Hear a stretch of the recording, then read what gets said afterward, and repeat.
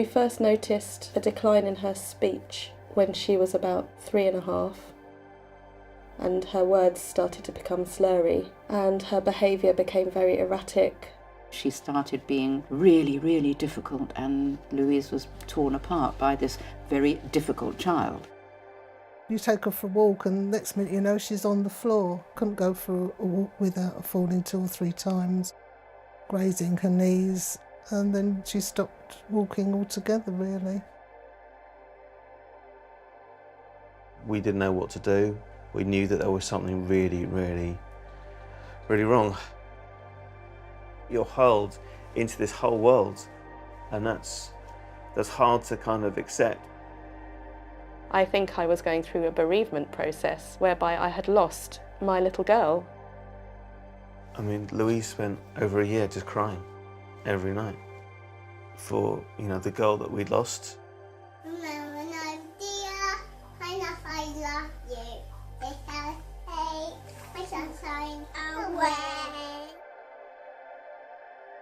We were in a really bad place with how we were feeling, how we were dealing with life, and how we were dealing with each other. Emotionally, I wasn't there. There was no one for Louise to kind of connect to, because I was kind of like, almost like dead inside. Paul said once to me, when he was kissing her and said goodnight, she said as clear as day, "Help me, Daddy." And he said, she's like this because she was perfect. Something had to happen. She was perfect.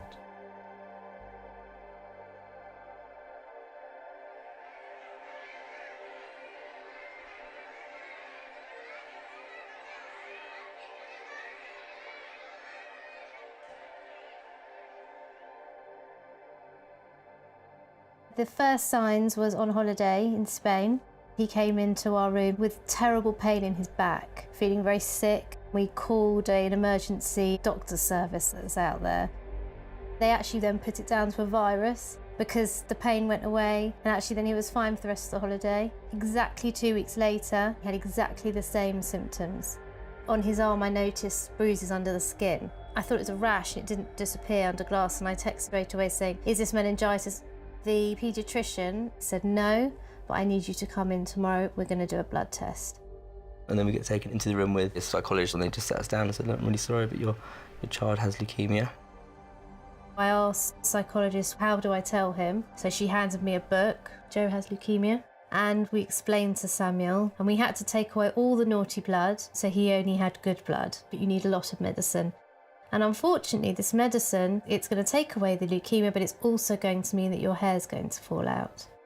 And he said to me, "But Mummy, if my hair falls out, I won't be Samuel anymore." What goes through your mind in those first 4 weeks in particular was very, very dark. Our lives were turned upside down. We'd have to leave the hospital with the guilt that we're leaving, but then the guilt that we're not at home with our other little one. And then coming home was very hard because I'd be going to get Samuel more clothes and his bedroom would be empty. That feeling will remain with me forever, I think, thinking, is he going to come back to this home?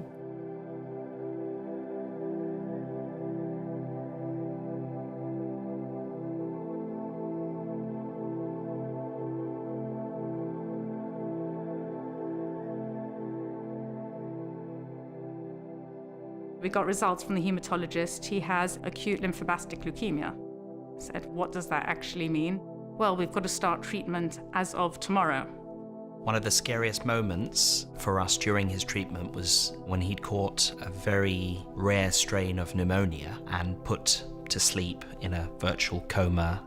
I think this was the first time that I actually felt very out of control.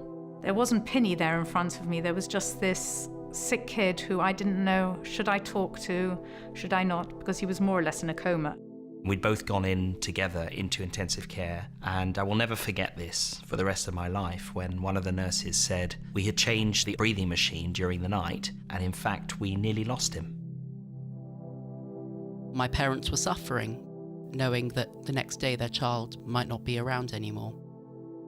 When he came out of that, he for some reason realized, he always said, I'd been in this dark room, in this dark place, and I remember waking up and seeing a rainbow. I think that was when he realized how sick he was.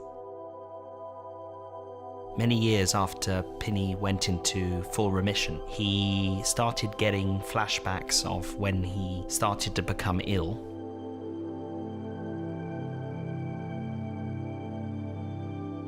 He developed this side in him which was definitely not intentional, but it was a side of aggression and resentment towards his siblings.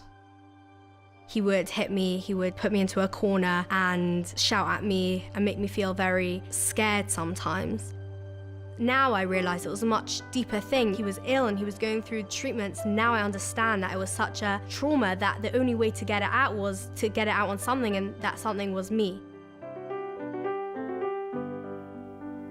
When you can't take anymore, when you feel your life is over, put down your tablets and pick up your pen, and I'll put you together again.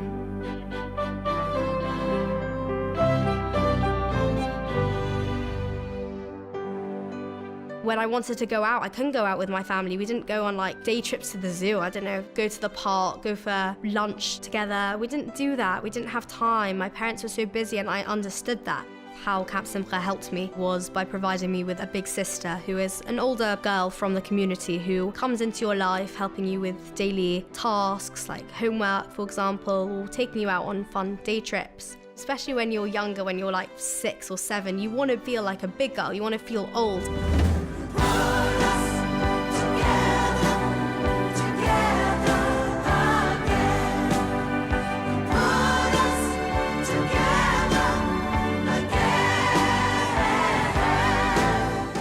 We were allocated an FLO, Sharon, who was our main point of contact for Camp Simcha.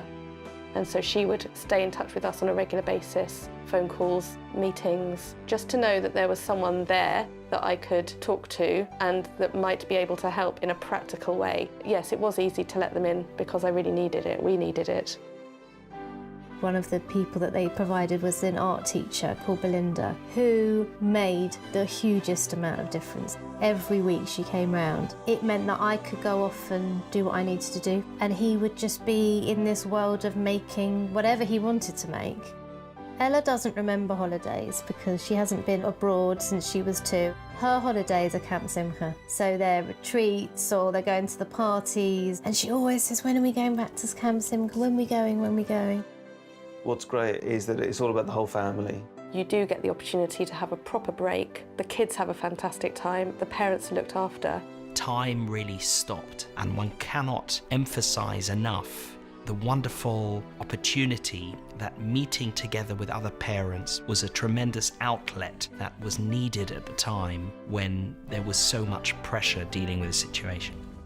And this is why I feel Camp Simcha is so important. Camp Simcha manages to pull people together, and we all have so much in common. And I look forward to going to all the Camp Simcha events to see how all of these other children are doing that have now become friends. Ever since they have been introduced into our lives, I've realised that we can grab little moments of joy. Whenever Camp Simcha are involved in her life, it brings her happiness and fun. Any kind of support, but more so the support that Camp Simcha have given us has just been incredible. There is help and love and support out there that is almost unconditional. They've been absolutely amazing and continue to be such an incredible charity.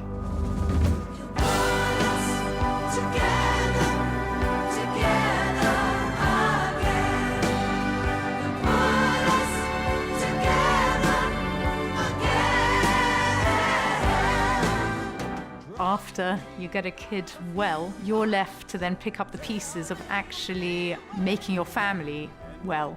We realised how shattered we were and our family were, and how much there was that needed to be made good. At the time, I don't think I even appreciated that service that we were getting. But now, I do know that in each cloud there was often a silver lining, and that silver lining only came in the form of Camp Simcha. When things look hopeless, just write me, my friend, and I'll put you together again.